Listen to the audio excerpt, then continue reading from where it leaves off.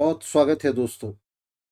जनवरी से Oval office से सरकार चला रहा ट्रंप मस्क का दक्षिणपंथी फासिस्ट गठजोड़ अब टूट चुका है। सत्ता संभालने के 4 महीनों में इस गठजोड़ ने अमेरिकी वर्किंग क्लास पर एक के बाद एक ताबड़तोड़ हमलों की बौछार जारी रखी। इनमें सबसे ऊपर थी मेडिकेड को खत्म करने की साजिश।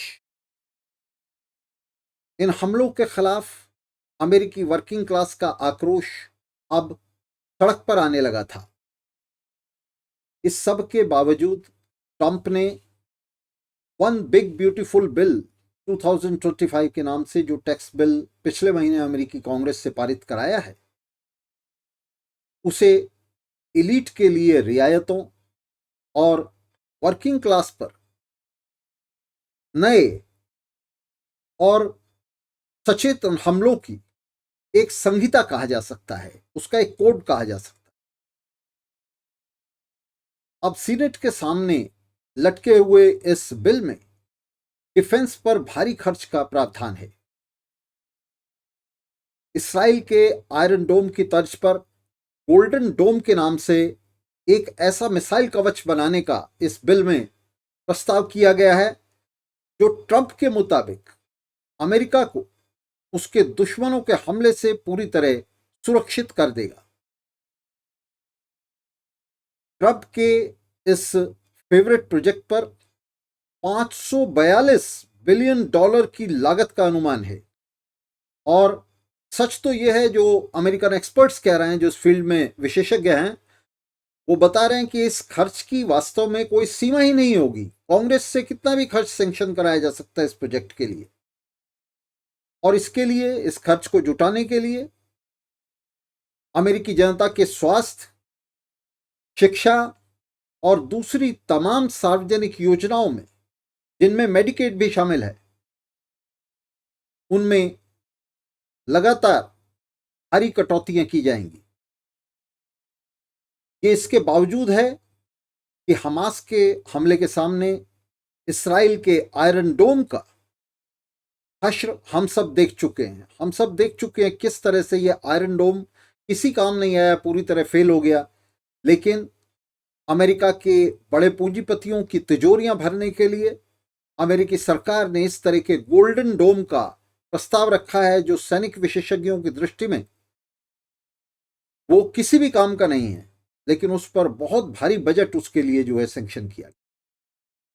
2017 में बड़े अमेरिकी पूंजीपतियों को दी गई टैक्स रियायतों को, जो अब खत्म होने वाली थी, इस बिल ने एक्सटेंड कर दिया है।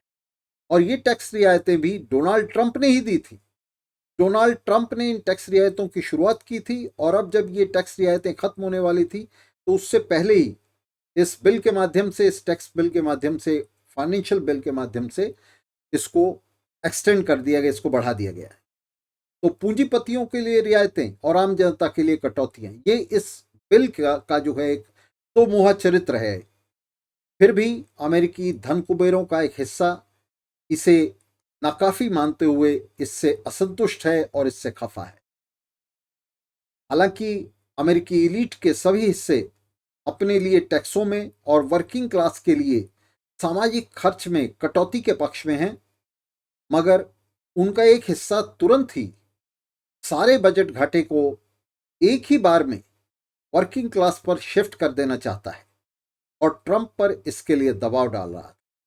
लेकिन ट्रंप जानता है कि ये संभव नहीं है, इससे वर्किंग क्लास की तरफ से विद्रोह हो सकता है। बिल पर हमला करते हुए बड़े अमेरिकी निवेशक इलॉन मस्क ने इस बिल को विनाशकारी बताया। उसने कहा है कि ये बिल जो है, ये घाटे का बजट बनाएगा और अमेरिकी अर्थव्यवस्था के लिए ये विनाशकारी साबित होगा। इसके पीछे इलॉन मस्क और अमेरिका के पूंजीपतियों के अपने इंटरेस्ट हैं, उनके अपने हित हैं, जिसके लिए वे इस बिल पर हमला कर रहे हैं। वे बिल में टैक्स कटौतियों पर हमला नहीं कर रहे हैं, बल्कि बिल में सार्वजनिक खर्च पर, वर्किंग क्लास के लिए मेडिकेड पर और उन तमाम खर्चों को खत्म करने की मांग कर रहे हैं, उनमें कटौतियों की मांग कर रहे हैं, जिनका लाभ किसी भी तरह से अमेरिका की वर्किंग क्लास को मिले। दरअसल ट्रंप की टैरिफ नीति मस्क और उन दूसरे कारोबारियों निवेशकों के लिए फांसी का फंदा बन गई है जो चीन के बाजारों और सप्लाई चेन्स पर निर्भर हैं। इन नीतियों के चलते अमेरिका को वैश्विक बाजारों में भारी नुकसान हो रहा है और इसके चलते सोने के दामों में काफी बढ़ोतरी हो गई है और सोने के दामों के मुकाबले डॉलर लगातार गिरता जा रहा है। अमेरिका के साथ साथ वैश्विक वित्तीय व्यवस्था के लिए भी ये बड़े चिंता का विषय बन गया है। मस्क के हमले का जवाब देते हुए ट्रंप ने मस्क की कंपनियों को दिए गए खरबों रुपए के सरकारी ठेके निरस्त करने की धमकी दी है। जिससे एक बात तो हमें ये पता चलती है कि अमेरिका जैसे देश में भी जिसका उदाहरण दिया जाता है कि वहाँ बेईमानी नहीं है, वहाँ बड़ी ईमानदारी है, हम देख सकते हैं कि ऊपर के स्तरों पर वहाँ किस तरह से सरकार और इन पूंजीपतियों के बीच गठजोड़ से सारा लेन देन, खरबों रुपए का ये लेन देन ऊपर ही संपन्न हो जाता है और किस तरह से इन पूंजीपतियों और सरकारों के बीच गठजोड़ से वहाँ सत्ता चलाई जाती है। अब देख सकते हैं कि ट्रंप अब धमकी दे रहा है इलॉन मस्क को कि वो सरकारी ठेके कैंसिल कर देगा। तो किस तरह से इन सरकारी ठेकों के दम पर इलॉन मस्क का साम्राज्य खड़ा हुआ। इस धमकी के बाद से मस्क को 34 बिलियन डॉलर का और उसकी कंपनियों को 152 बिलियन डॉलर से ज्यादा का एक अभूतपूर्व नुकसान हुआ है। स्पेस रॉकेट बनाने वाली मस्क की कंपनी स्पेसएक्स तो पूरी तरह इन्हीं सरकारी ठेकों पर निर्भर थी। स्पेसएक्स में मस्क के पार्टनर जैरेड आइजकमैन की नासा में नियुक्ति भी अब ट्रंप ने निरस्त कर दी है। ट्रंप उस जांच को भी खोलने की धमकी दे रहा है, पुलिस जांच को, जिसे अपने कार्यकाल के आखिरी दिनों में जो बाइडेन ने मस्क के खिलाफ शुरू किया था। इस जांच से बचने के लिए मस्क ने ट्रंप के चुनाव अभियान में सक्रिय हिस्सेदारी की थी, व्यक्तिगत हिस्सेदारी की थी और इस चुनाव अभियान पर उसने अपनी जेब से 275 मिलियन डॉलर खर्च किए थे। बहुत बड़ी रकम है। ट्रंप ने मस्क के खिलाफ इस जांच को बंद कर दिया था सत्ता में आने के बाद और मस्क को डॉजी यानी डिपार्टमेंट ऑफ गवर्नमेंट एफिशिएंसी का अध्यक्ष बना दिया था, उसका सर्वे सर्वा बना दिया। खरबपति मस्क के नेतृत्व में ये डिपार्टमेंट तब से अमेरिकी वर्किंग क्लास पर नित नए हमलों का स्पीयरहेड बना रहा है और उस पर कटौतियां लादने के लिए लगातार नई से नई तिकड़में लड़ाता रहा है। बाजार में मस्क का उभार ट्रंप के दूसरे कार्यकाल के आखिरी दौर में हुआ था। इसके पीछे ट्रंप सरकार का बड़ा हाथ था। ट्रंप के तीसरे कार्यकाल में मस्क की आकांक्षाएं ऊंची से ऊंची होती चली गई हैं। ट्रंप ने कहा कि मस्क की नाराजगी इस बात को लेकर है कि मैंने उस आदेश को खत्म कर दिया जो लोगों को इलेक्ट्रिक वाहन खरीदने के लिए बाध्य करता था। जिन इलेक्ट्रिक वाहनों को कोई भी नहीं खरीदना चाहता और दुनिया भर में आप देख सकते हैं कैसे सरकारें इन इलेक्ट्रिक वाहनों को खरीदने के लिए कंज्यूमर्स पर दबाव बना रही हैं। किस तरह से इलॉन मस्क न सिर्फ अमेरिकी सरकार को बल्कि दुनिया भर में सरकारों को इसके लिए बाध्य कर रहा है, उनकी मुंह भराई कर रहा है, रिश्वतखोरी चल। इसके जवाब में ट्रंप पर हमला बोलते हुए मस्क ने सेक्स ट्रैफिकर जेफरी एप्स्टीन के साथ ट्रंप के संबंधों पर भी निशाना साधा। मस्क ने कांग्रेस से ट्रंप को इम्पीच करने की मांग की है तो ट्रंप समर्थक स्टीव बैनन ने मस्क की कंपनी स्पेसएक्स की जब्ती और मस्क को दक्षिण अफ्रीका डिपोर्ट करने की सिफारिश की है। अमेरिकी ओलिगार्की के दो प्रमुख प्रतिनिधियों के बीच जारी इस जंग से